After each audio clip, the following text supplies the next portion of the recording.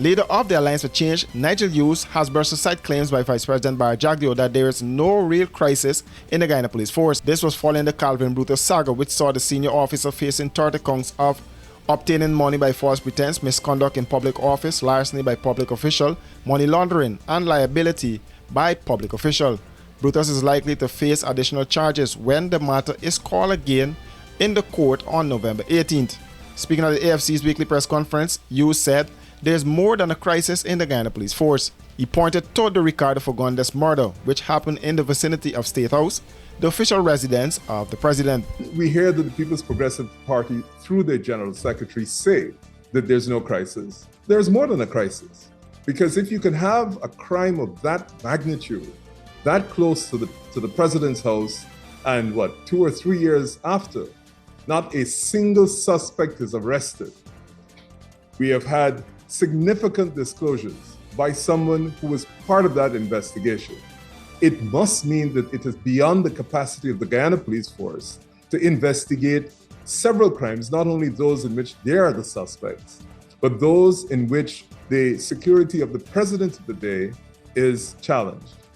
And just in case you think that that is more than enough, you then have the report by the head of the Police Complaints Authority. Couldn't be more than 2 weeks old, which completely assails the Guyana Police Force about the methodology by which it operates. So the list can go on, but I dare say to the citizens of this country that if you don't think we're at a crisis now, just think about this.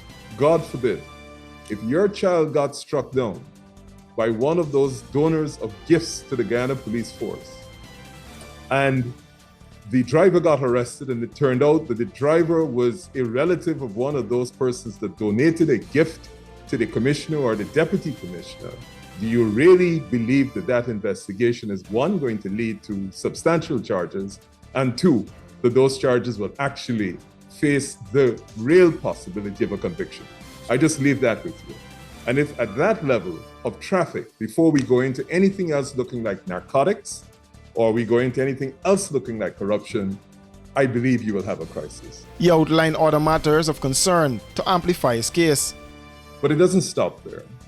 This officer, who is accused of having huge sums of money, way beyond what he could have saved had he been collecting his salary, not only is the sum staggering, but the fact that the gifts that he received from his fellow police officers of equally senior standing were themselves substantial. We have evidence of people sending huge sums of money to the Commissioner of Police to pay for a funeral for an officer at one of the best hotels in the country. Now, if that does not create a crisis of confidence in the Guyana Police Force, I'm not sure what does. But it doesn't end there. You will recall that less than 100 yards away from the home of the president of Guyana, Mr. Fagundes was gunned down. The cameras that were used to record or would typically record what happens at that location were not working, coincidentally. And up to now, there hasn't been a single arrest of anyone. We had an interesting disclosure by a police officer who was involved in the investigation at the time.